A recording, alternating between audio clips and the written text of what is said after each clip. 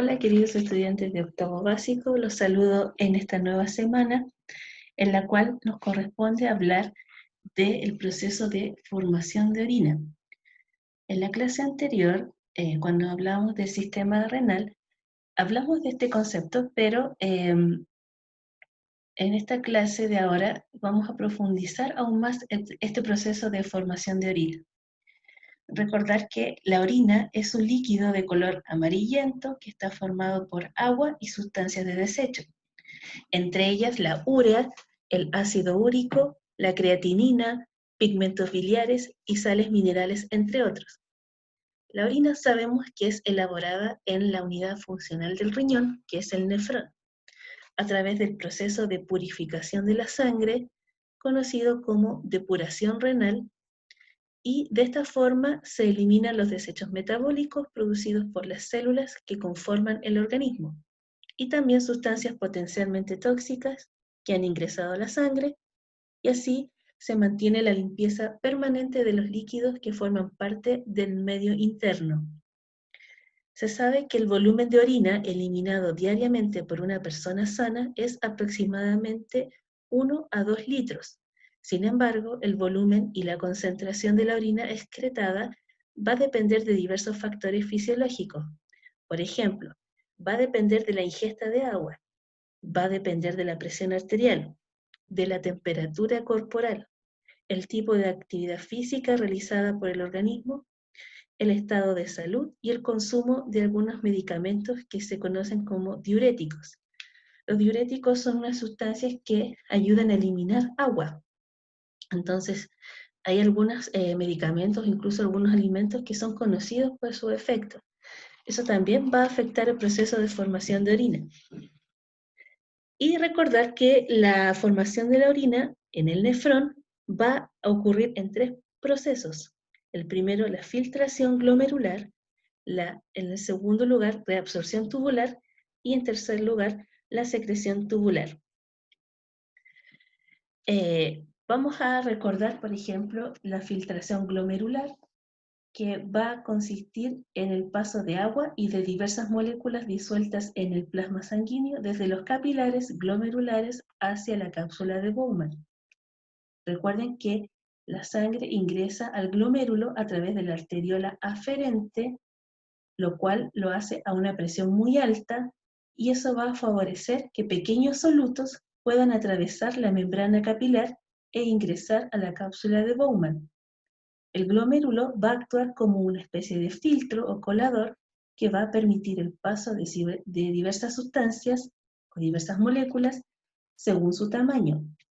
Así, las sustancias filtradas por la pared capilar van a formar el filtrado glomerular, el cual está a su vez formado por residuos metabólicos como la urea, por ejemplo, pequeños nutrientes, entre ellos la glucosa y los aminoácidos. Recordar que los aminoácidos son los componentes básicos de las proteínas. Iones, que son átomos cargados, negativos o positivos, y parte del componente líquido del plasma. Debido a su gran tamaño, las proteínas que están en la sangre y las células que están circulando a su vez también en la sangre no atraviesan la membrana capilar, por lo que no se encuentran en el filtrado glomerular. Es decir, en una muestra de orina no deberían existir estas proteínas ni células sanguíneas, entre ellas glóbulos rojos, glóbulos blancos y las plaquetas. Ahora, viendo en proporción el volumen filtrado, en una persona sana, a diario los glomérulos están filtrando entre 180 litros, 190, 180 litros de sangre, de plasma, y de esos 180, 178, entre 178 y 179 van a ser reabsorbidos, es decir, vuelven a ingresar al plasma sanguíneo, por lo que el volumen de orina que se excreta es finalmente de 1 o 2 litros. Entonces, la gran mayoría del plasma que se filtra es devuelto y solamente queda una pequeña porción. Y ahí está el 1 o 2 litros aproximados que podemos eliminar diariamente en nuestra orina. Eso con respecto a la filtración glomerular. Después, el segundo paso es la reabsorción tubular. El filtrado glomerular que sale del glomérulo va a ingresar a la cápsula de Bowman y va a ir avanzando a través de los distintos túbulos del nefrón. El primero es el túbulo contorneado proximal, luego la asa de Henle, luego el túbulo contorneado distal y finalmente el túbulo colector. En cada una de estas partes, en estos segmentos tubulares, el filtrado va cambiando su composición debido a que si hay moléculas que son útiles para el organismo y que han pasado el filtrado, por ejemplo, si pasa glucosa o pasan aminoácidos o vitaminas o agua, estas pueden ser reabsorbidas, es decir, se reincorporan a la sangre. Las sustancias reabsorbidas entonces son transportadas a través de las paredes de los túbulos renales por mecanismos que se conocen como transporte activo y transporte pasivo. Es decir, hay unas proteínas que ayudan a ese proceso. Entonces vamos a tener principalmente reabsorción de agua e iones en los túbulos renales.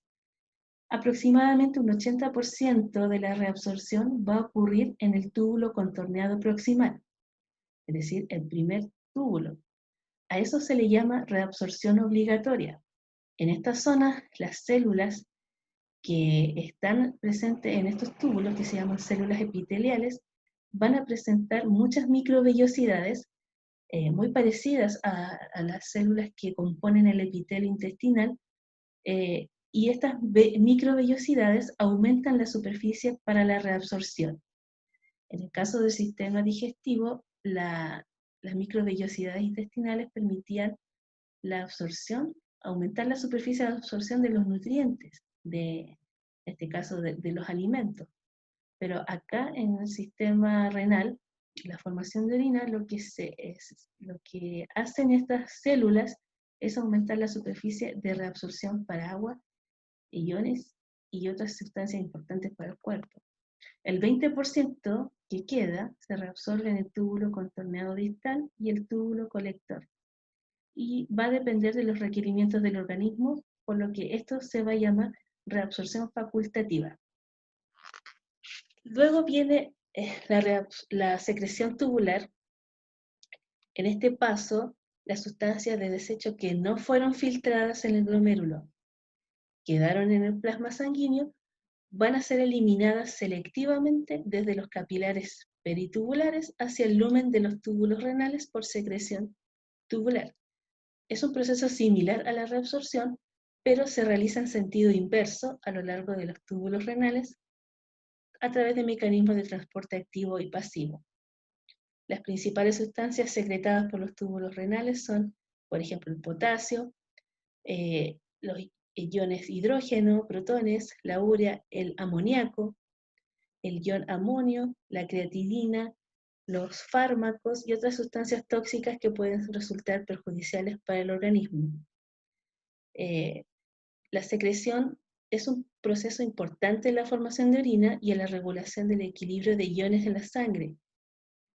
Por lo tanto, la mayoría de las sustancias que se excretan por la orina provienen del filtrado glomerular, mientras que solo una pequeña parte de ellas ha sido secretada en los túbulos renales.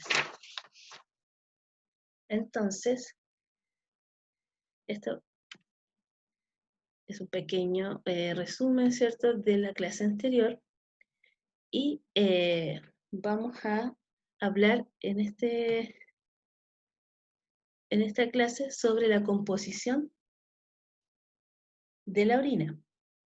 Entonces, vamos a aprender acá. Si la orina, una vez formada, y la podemos analizar, ¿cierto?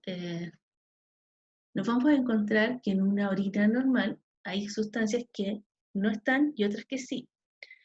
Entonces, en esta tabla, la tabla 1, se presenta la composición del plasma, del filtrado glomerular y de la orina. Acuérdense que es la sangre la que pasa por el filtrado, ¿cierto? Por ejemplo, estos son los distintos componentes que van a haber en el plasma, que van a ingresar al riñón para su proceso de depuración renal. Si lo medimos en concentraciones, por ejemplo, podríamos encontrar una molécula de glucosa en el plasma glomerular. Si yo analizo el contenido del filtrado glomerular, me voy a encontrar con la misma concentración de glucosa, pero en la muestra final, en la orina, ¿cierto? La que es excretada, la que es expulsada en el proceso de micción, no debería encontrar ninguna molécula de glucosa y eso es lo que me indica esta tabla en una persona sana, ¿ya? Si apareciese alguna molécula, algún rastro de glucosa es porque hubo una alteración en alguna parte, ¿cierto?, del proceso, porque la glucosa no debería ser parte de los desechos metabólicos. Es un nutriente importante para nuestras células, es el combustible principal para ellas, por lo tanto no es desperdiciado. Después aparecen lípidos, y aparece su concentración en el plasma, 5, en el filtrado 0, en la orina 0.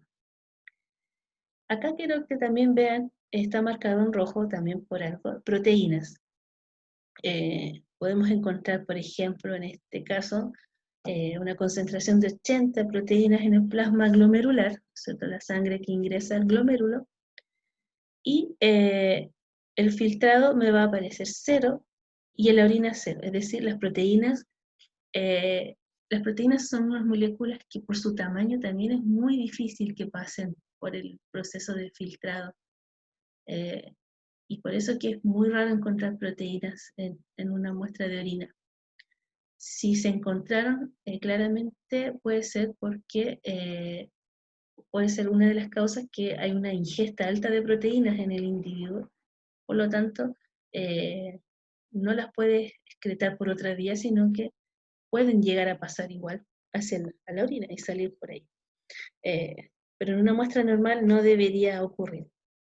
Aminoácidos, 0,5, 0,5 y 1, es muy bajo el porcentaje.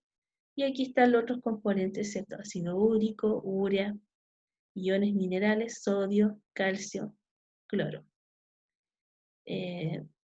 Siguiendo con la imagen, ¿cierto? Vamos a seguir con esta tabla que está aquí, que no está en sus recursos de WebClass, creo. Por lo tanto, aquí aparece filtración, reabsorción y excreción de distintas sustancias por los riñones. Entonces, el contenido, ¿cierto?, de sustancias químicas, cuando se va a iniciar el proceso de formación de orina, por ejemplo, glucosa, gramos por día, cantidad filtrada, 180 gramos por día, cantidad reabsorbida, 180, cantidad excretada, 0. Cantidad reabsorbida quiere decir que no pasó por el proceso de filtrado, por lo tanto se devolvió a la sangre. Porcentaje reabsorbido de la carga filtrada, 100%.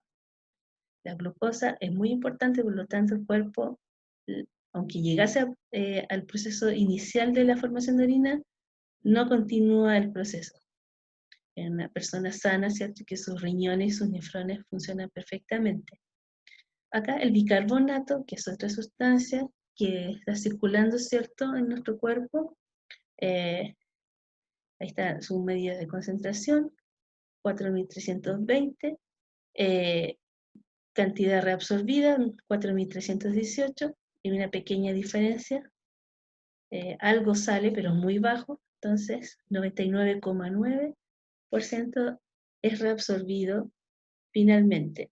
El sodio, que es un elemento, ¿cierto?, componente de la sal común, es un elemento muy importante para los distintos procesos fisiológicos. Fíjense que la cantidad que aparece en el filtrado son 25.560 su unidad de concentración, cantidad reabsorbida 25.410, hay una diferencia de 150, por lo tanto, el porcentaje de reabsorción es 99.4. Cuando el sodio está en exceso, también genera problemas con el tema de la concentración de la orina, que lo vamos a ver más adelante. El cloro, otro en este caso un catión, un ion, perdón, un anión. El cloro es un anión, perdón. El sodio es un catión. El sodio es positivo, el cloro es un anión, tiene carga negativa. Acá vemos que su porcentaje de reabsorción es 99.1. Si es mayor del 90%, quiere decir que son sustancias importantes para el cuerpo. ¿Ya? La urea, ¿cierto? Que es el componente principal de la formación de orina, de ahí viene el nombre, orina, de urea, que es la molécula principal de una muestra de orina.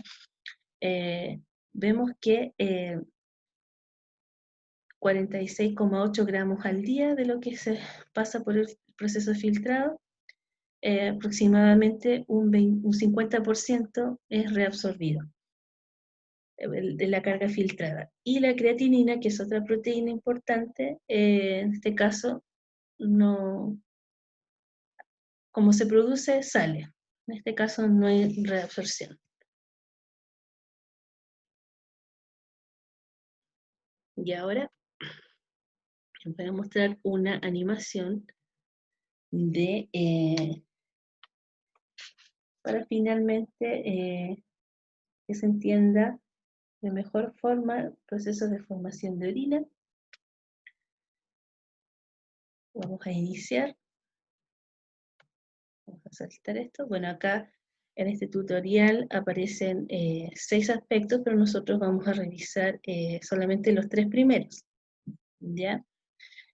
Vamos a ver la estructura del riñón y de los nefrones.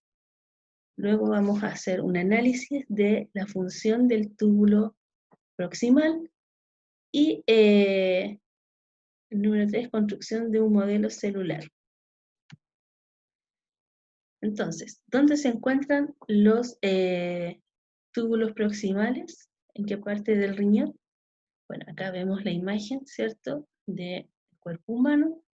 Los riñones, ¿cierto?, están ubicados en la zona baja, zona lumbar, en la parte dorsal, ¿cierto?, hacia atrás, en el eje posterior. Y si hacemos clic en el rectángulo, como nos indica acá, vamos a ver la estructura ya del riñón, ¿cierto?, más grande, y se hace un corte, ¿cierto?, una sección de un riñón humano, donde vamos a ir viendo con detalle. Acá tenemos un riñón, el anterior era un dibujo, este es un riñón real, ¿cierto?, en el cual si hacemos zoom en esta zona, vamos a distinguir las pirámides renales, ¿se acuerdan? Vamos a tener la parte más externa, la corteza, y la parte media sería la médula renal. Entonces, aquí está, bueno, está la escala, ¿cierto? Esto es 1 centímetro, por lo tanto, sabemos que los nefrones se ubican en esta zona. Y hay una cierta cantidad de pirámides donde van a estar ubicados a su vez los nefrones, que en la clase anterior vimos que aproximadamente son 2.400.000 nefrones por riñón. ¿Dónde están los riñones? Los nefrones, perdón. Ahí. Si pudiésemos, ¿cierto?, agrandar esta imagen con un microscopio, veríamos que el nefrón, este sería un nefrón.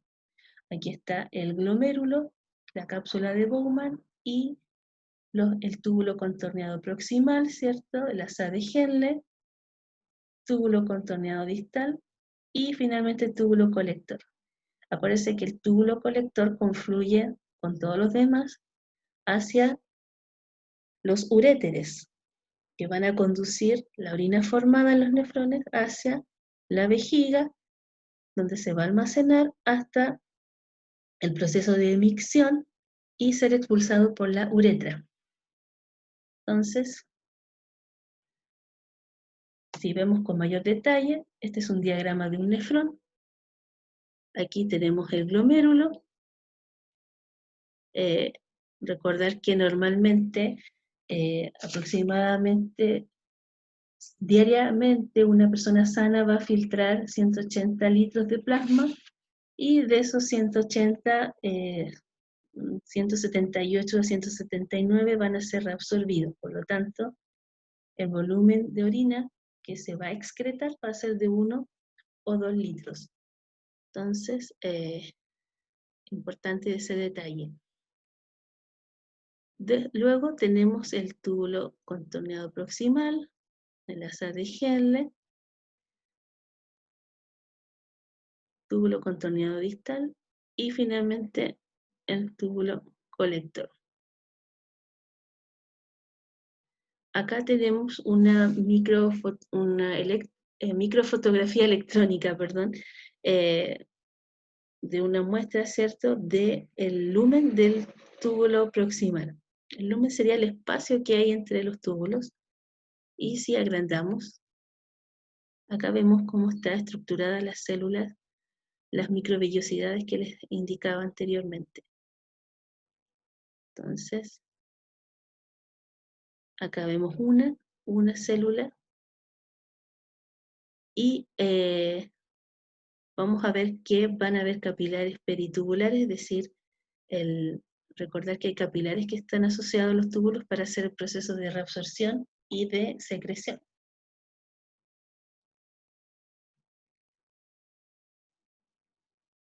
Entonces, si vemos con mayor detalle, ¿cierto?, en este diagrama donde se representa el túbulo proximal de las células que lo componen,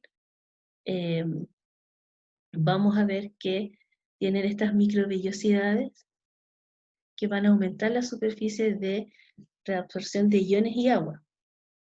Y acá tenemos el espacio intersticial, el espacio entre células, y acá vamos a ver el capilar tubular, ¿cierto?, que está en esta área.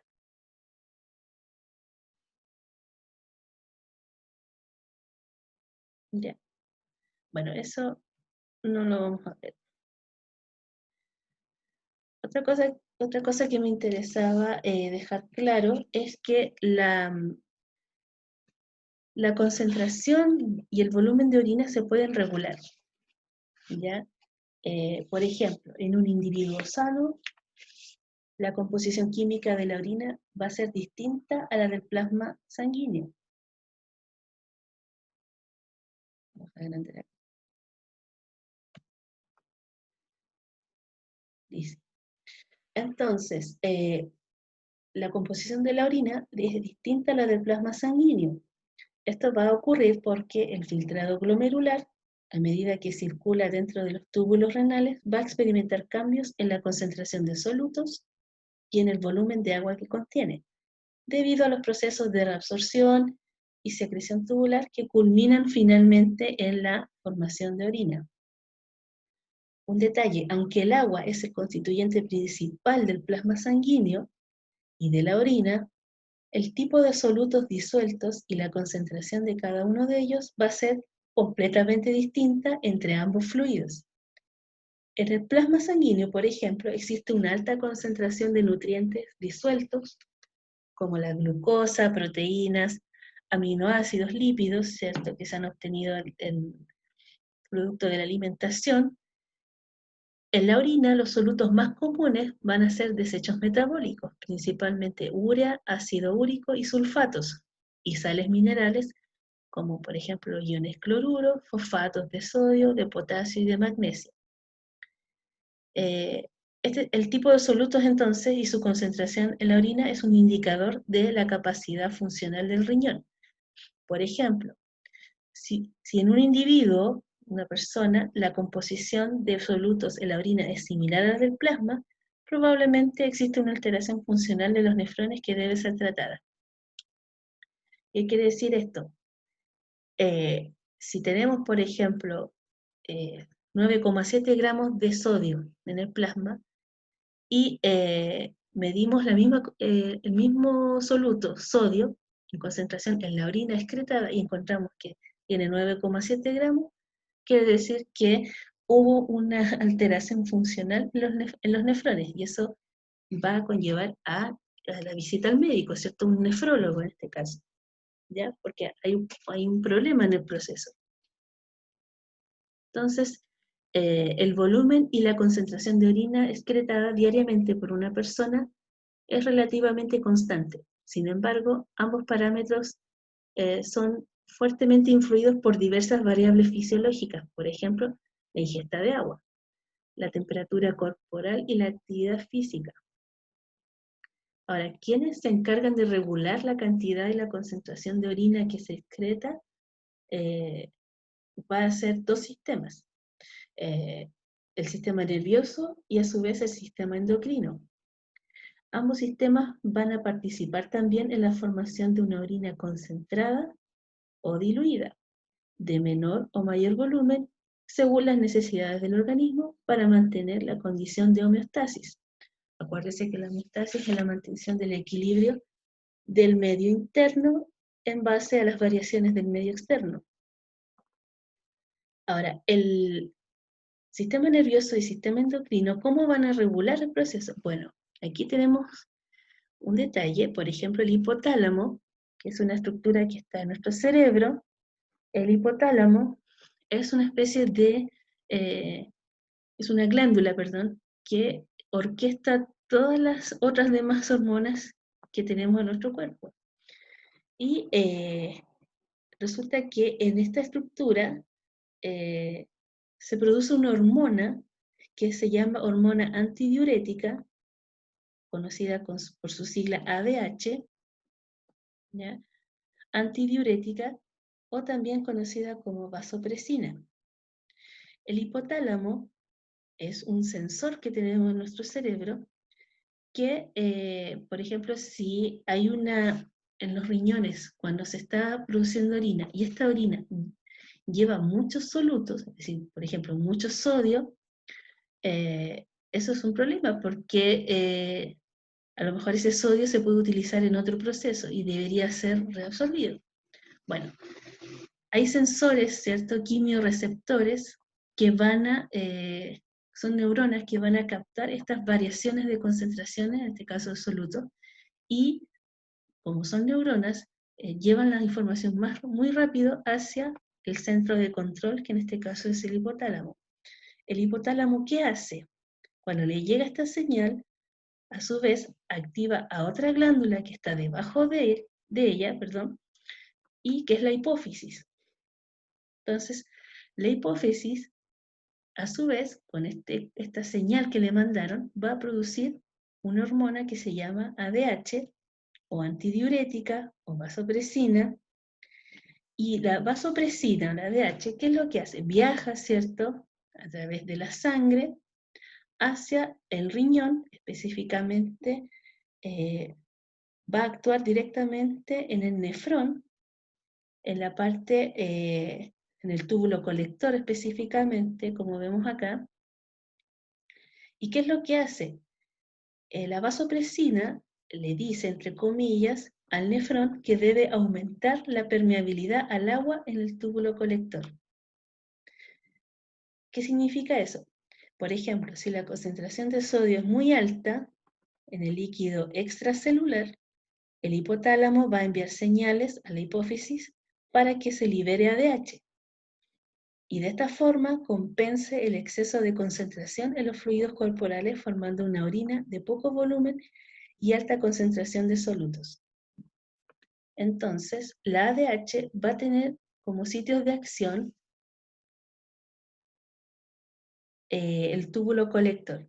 Entonces, sitios de acción de la hormona antidiurética, ADH, secretada por la región posterior de la hipófisis. Ahora, la hipófisis se divide en 3 segmentos. Uno de esos se llama hipófisis posterior o neurohipófisis, y esa es la porción que produce la ADH, por si acaso. Entonces, La ADH, ¿qué es lo que hace? Bueno, evita que en la orina, por ejemplo, salga muy diluida. La diuresis es el proceso de eliminación de agua. Si la orina, por ejemplo, lleva mucha agua, que hablamos de una orina diluida o una orina hipotónica, eso es dañino porque el cuerpo necesita mantener un equilibrado, ¿cierto?, los niveles de líquidos corporales. Por lo tanto, una excesiva pérdida de agua o la orina es un problema. Entonces, este proceso se llama diuresis, pero para no perder esa agua necesitamos algo que haga lo contrario, la antidiuresis. Entonces, la hormona antidiurética funciona, en palabras simples, para evitar la pérdida excesiva de agua en la orina. Es decir, que no salga una orina muy diluida, muy clara, sino que salga más bien más concentrada, que haya más solutos en el proceso de producción de orina. Entonces, para recapitular, la secreción de ADH por parte de la hipófisis va a ser controlada por el hipotálamo. Cuando la concentración de sodio es muy alta, el hipotálamo envía señales a la hipófisis para que libere ADH. Y de esta forma compensa el exceso de concentración en los fluidos corporales, formando una orina de poco volumen y alta concentración de solutos. Entonces, la regulación de la concentración de orina y su volumen también va a ser orquestada por otros sistemas, el sistema nervioso y el sistema endocrino. Hay otras hormonas que también pueden ayudar en este proceso. Una de ellas es la aldosterona, que la secreta la corteza suprarrenal. Recuerden que el riñón tiene una glándula que se llama suprarrenal y esta glándula produce hormonas, entre ellas la aldosterona. La aldosterona estimula la reabsorción de sodio y agua y facilita la excreción de potasio en el túbulo contorneado distal de los nefrones. Es decir, en palabras simples, que una orina salga, por ejemplo, diluida, eso va a depender de muchos factores. La ingesta de líquidos, ¿cierto? La temperatura, el exceso de actividad física, por ejemplo. Una alta ingesta de agua va a llevar a la formación de una orina muy diluida, y también, por ejemplo, el consumo de alcohol. El alcohol es un inhibidor de la secreción de ADH, lo que va a traer como consecuencia un aumento del volumen de agua excretada en la orina. Son las personas que beben alcohol tienden a ir al baño muchas veces y excretar mucha agua en esa orina. Por eso se dice que el alcohol deshidrata. Ahora, lo contrario, ¿qué pasa cuando tenemos una orina muy concentrada? Es decir, con poca, más oscura, ¿cierto? Más densa. Esto se produce cuando, por ejemplo, la ingesta de agua en la dieta no ha sido suficiente, y eso hace que la sangre tenga una concentración bastante elevada de solutos. ¿Qué pasa en este caso? Las células sensoras de la concentración del líquido extracelular que están en el hipotálamo van a enviar señales nerviosas hacia otras regiones del hipotálamo para que se generen respuestas para equilibrar. ¿Cuál es una de ellas? La activación del centro de la sed y la secreción de la hormona antidiurética. La ADH actúa a nivel de los túbulos colectores promoviendo la reabsorción facultativa de agua, lo que resulta en el aumento de la concentración de solutos en la orina y una disminución del volumen de agua excretada. Bueno, eso chicos, espero que les haya gustado. Y este video va a estar en el canal de YouTube. Lo voy a anexar también al cuaderno de webclass. Y los invito, ¿cierto?, a que en las retroalimentaciones virtuales ustedes aprovechen esa instancia para resolver sus dudas de guías anteriores o de algún concepto que no hayan entendido también aprovechen esa instancia. Que tengan un buen día y sigan cuidándose. Adiós.